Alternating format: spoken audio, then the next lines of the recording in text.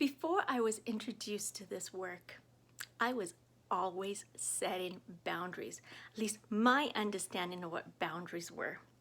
But after I was introduced to this work and I truly understood how to set boundaries, I hardly ever set boundaries. Could you be making the same mistakes I was making? My name's Ruth Duran. I'm a certified life coach. I help immigrants create the life and freedom that they desire. And we do this by really identifying what is keeping them from creating the life that they dreamed of. See, my friends, before I was introduced to this work, I thought that a boundary was telling somebody else what they should do. I thought that a boundary was telling somebody else no. I thought that a boundary was me having to control another person so that I didn't have to feel a certain emotion. And what I learned about a boundary was that a true, clean boundary first has to come from a place of where there was a boundary violation. A boundary violation was when somebody actually violates either your physical space or your emotional space without your permission.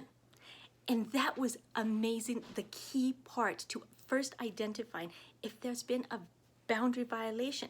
Second piece that I didn't understand is that I thought if I told somebody no, then that was a boundary. Or if I told somebody what they should do, that was a boundary. But no, my friends, telling somebody no and then being very clear of what I would do if they violated that boundary, or telling somebody no and really being clear of what actions I would take was a clear boundary. Also, really saying, if you, then I will. See, before I started understanding about boundaries, I was using boundaries as a way to control other people. If I just controlled how the people showed up, then that meant I would feel a certain way. But as I've been doing the work on boundaries, I realized that it was not for the other people. It was 100% for me. So what I got to do is I got to decide whether I can manage my mind. If they did something, can I manage my mind? And if I still decided from a place of a managed and clean mind that I still wanted to set that boundary, then the boundary says, if you, then I will. And so, my friends, boundaries are not to control another person's behavior. See, before I understood it this way, that's what I thought it was. I thought it used to be to control another person's behavior. But a true boundary is for me, what I will do. They can still continue doing their behavior. They can still do what they're doing, but I get to decide what I'm going to do. See, my friends, before I understood about boundaries and I was setting a ton of boundaries, I was not willing to hold up and follow up my end of the deal. So I would set what I thought was boundaries, which I learned was actually idle threats, because I wanted to control the behavior of the other person.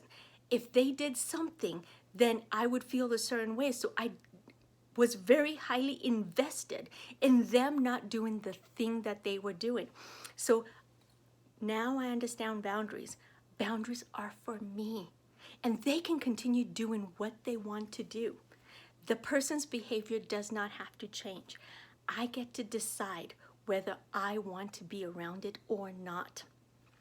One of the things that I started realizing as I was doing this work is that I was not even being honest with myself. I wasn't telling myself, I was not having a high self-integrity, high self-respect, and I was actually not even clear of what I wanted. And so it was so easy to set boundaries, and I use quotation marks, threaten people, because then it's like I was making things up as I went along. But when I really identified what a true boundary violation is and really made it clear what I would do and that I am willing to follow up with an action, then I said it with a lot of love and respect, not only for me, but also for the other person. And so, for example, I can say, you cannot smoke weed in my house. That is a no. Does that mean that I can control what the person does outside my house? No. That means that I can decide what happens in my house. And the consequences, if you smoke weed in my house, you cannot live in my house. And am I willing to follow through on that if they violate that boundary? Yes. So I had to get very clear on that and decide on purpose what I wanted and that I liked, my reason why.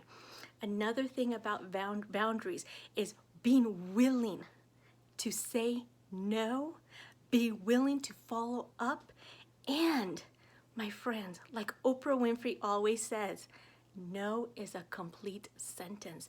If I say no, I don't have to explain to somebody because I am willing to follow through and manage my mind afterwards. I am willing to have my own back afterwards. See, my friends, when we are not having clean boundaries and we say no, we feel the need to explain ourselves to somebody else. We feel the need to be defensive or sell the other person on it. But when it's a clean boundary or it's a clean no, very few words are needed. And so making sure that your boundaries are very clean, and also making sure your boundaries come from a place of loving yourself. See, my friends, when I was putting out all these boundaries, threats, I was not coming from a place of love. I was coming from a place of hate, resentment, anger. And so I was not loving me nor loving the other person. And so it would be so easy when I'm upset to throw out these threats to try to control the other person. But once I started doing this work, like I said, the number of boundaries I set are very, very few and very, very clear. No explanation needed. The energy I even use to set in the boundaries is very different, because I know that I have my own back. My friends, once you set clean boundaries, you come from a place of truth. You come from a place of honoring yourself and having your own back. And you know that you're not trying to control the other person and what they do or do not do. See, my friends, when you're threatening, it's controlling. When it's a clean, clear boundary. For example, am I willing to follow through if a person smokes weed in my house? Yes. Am I willing to love the person even if they violate that boundary and I have to kick them out of my house? Yes. Am I going to still show up with love and acceptance for the person afterwards? Yes, because the boundary is clear. It's clean.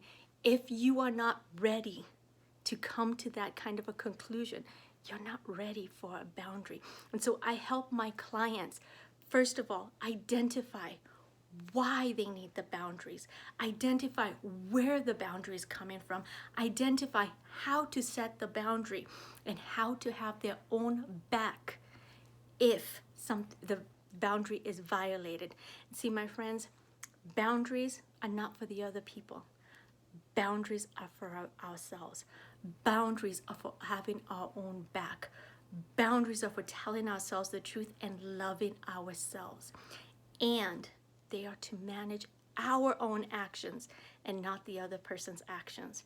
So if you'd like to dive deeper into concepts like this, send me a private message and let's schedule a discovery call. And let's identify, are you making threats or are you setting clean, clear boundaries? Because if you're anything like me, chances are you're setting a ton of threats that other people are not following because you yourself don't even trust that you will follow through.